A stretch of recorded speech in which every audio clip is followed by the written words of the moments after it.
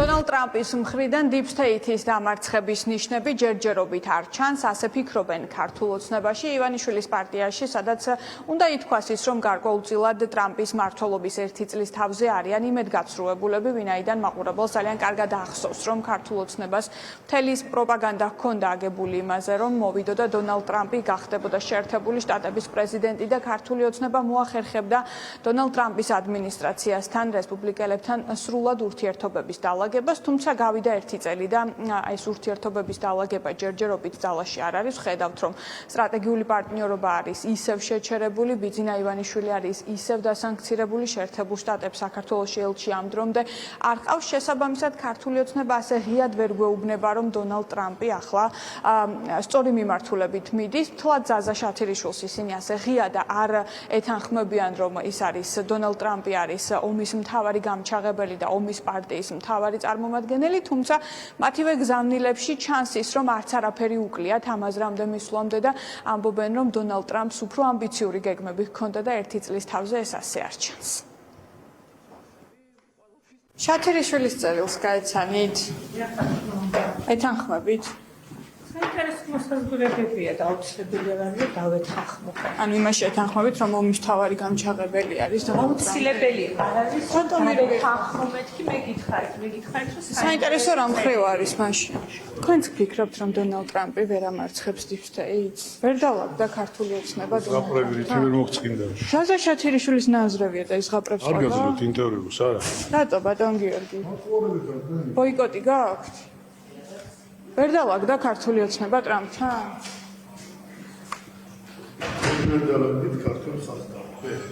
თქვენ დავაგდით ტრამპთან? ჩვენ ვხედავთ, რომ როდესაც საქმე ეხება აზერბაიჯანსა და სომხეთს შორის, ესე იგი ეს იყო ბევრად უფრო ორი წლით ადრე, ვიდრე ტრამპმა სტრიპის ინიციატივა გამოიტანა, მაშინ, როდესაც საქართველო იყო ერთ-ერთი პირველი ადგილი, ლოკაცია, არა მხოლოდ პრემიერ-მინისტრების მშვიდობაზე საუბრის, არამედ იყო უშუალოდ მედიატორი ამ პროცესის. შესაბამისად, ახლა ბოლო ჟამის ასე ვთქვათ, ბოლოს უკვე როდესაც ეს საკითხი მოგვარებული იყო, ფაქტიურად გადაწყვეტილი და ბოლოს ამ ნაწილში შემოსვლა და ასე ვთქვათ, იარლიყის მიკერა რომ შენ მოაგვარე, ცოტა ამბიციური არის. State-ის დამარცხების ნაწილში როგორ ხედავთ ამ ერთი წლის განმავლობაში? ხშირად საუბარი არის რებრენდინგზეც ხომ, იმიტომ რომ ერთი ძალების, ასე ვთქვათ, საუბარი როდესაც არის Deep State-ის დამარცხებაზე, ჩვენ კიდე ხედავთ, რომ არსებობს გარკვეული ინტერესები, ხომ? ანუ მთავარი არის ის, რომ სამხედრო კორპორაციული ინტერესები აქვს სამხედრო ასე ვთქვათ, კორპორაციებს აქვს ინტერესი, რომ ომი გრძელდებოდეს მუდმივად და უნდა იყოს მიმართული ომის ასე ვთქვათ, დასრულებაზე. ზაზა შათირიშვილი თავისი ემოციიდან და ინტელექტიდან გამომდინარე მსჯელობს ისეთ საკითხებზე, რასაც ზედაპირზე ხედავს, რასაც გვეუბნება და როგორც ახასიათებს მოცემულობას. ჩვენთვის ეს ახალი არ არის, თუმცა მოცემულობის შეფასება საზასეული განსხვავდება იმ პრაგმატული დამოკიდებულებისაგან, რომელიც ხელისუფლებას გააჩნია ყველაფერში.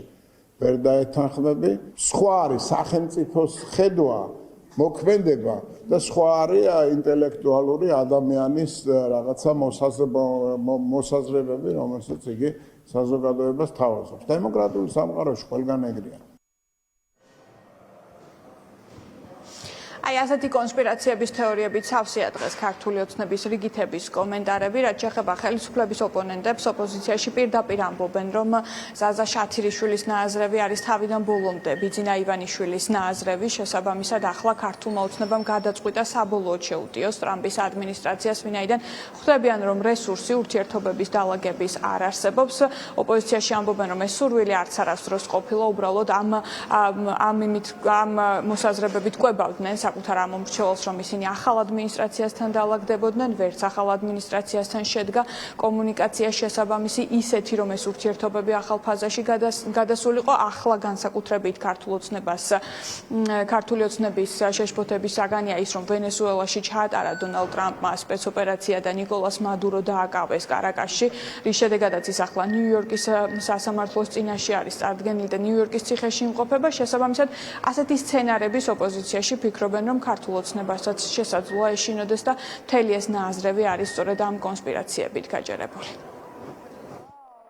აშკარა არის შიში ივანიშვილის შეერთებული შტატების პრეზიდენტ ტრამპის მიმართ, რამდენადაც მისი კალის ფილოსოფოსი არათუ იმას საუბრობს, რომ ტრამპის deep state-ია, არამედ ახლა უკვე ცდილობს წარმოაჩინოს ტრამპი როგორც ომის მთავარშემოქმედად და ამ გზით ჩამოწმინდოს რუსეთს იმ აგრესორის როლი, რომელიც მან თავად აირჩია საკუთარი მეზობლების წინააღმდეგ. შესაბამისად, დღევანდელი წერილი კიდევ უფრო აჩვენებს იმ კრიზისს, რომელიც ივანიშვილის რეჟიმს აქვს, მათ შორის იმ პროპაგანდის გამოწვევას, რითიც ისინი ცდილობენ, რომ წარმოაჩინონ, თითქოს ევროპაში ომი იქნება, თითქოს ტრამპი არის ომის დამწყები. ეს რაღაცა ფსიქიური აშლილობის ვერბალური გამოვლინება, რომელსაც ვადევნებ თვალყურს ბოლო 1 წელია, რომელიც თან გამტარის როლს ასრულებს, ესეთ სამარცხვინო არარაობად ჩამოყალიბდა.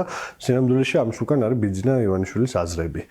ბიძინა ივანიშვილის აზრები, რომელიც გაჟღენთილია იმ ტეხასელი მენავთობის წარუმატებლობით, რომელიც გაჟღენთილია მისი უდიდესი კრახით შეერთებულ შტატებში და ევროკავშირში, რომ ლობიზმით, ღიათი დახურულით, რაიმე ფორმით, რაიმე გზა მოეძებნა, რომ მაგალითად ტრამპის ადმინისტრაციასთან რაიმე ტიპის ურთიერთობა დაემყარებინა, მაგრამ ივანიშვილის ტიპის არასუვერენულ მით უმეტეს რუსეთის სატელიტ ავტოკრატებზე, პატარა კაცუნებზე, რომლებიც საკუთარ მოსახლეობაზე ძალადობენ და რომელიც საკუთარ მოსახლეობას უხსამარებს მომავალს, შეერთებულ შტატების არც ერთი და არავითარი ადმინისტრაცია არასდროს არ ითანამშრომლებს. თუ მათ მართლაც სურთ და რაღაცა ელემენტარული რესურსი აქვს ჩერჩენილი, რომ გადატვირთონ ამერიკასთან ურთიერთობა, ჯერ თავად უნდა გადაიტვირთო, ხო?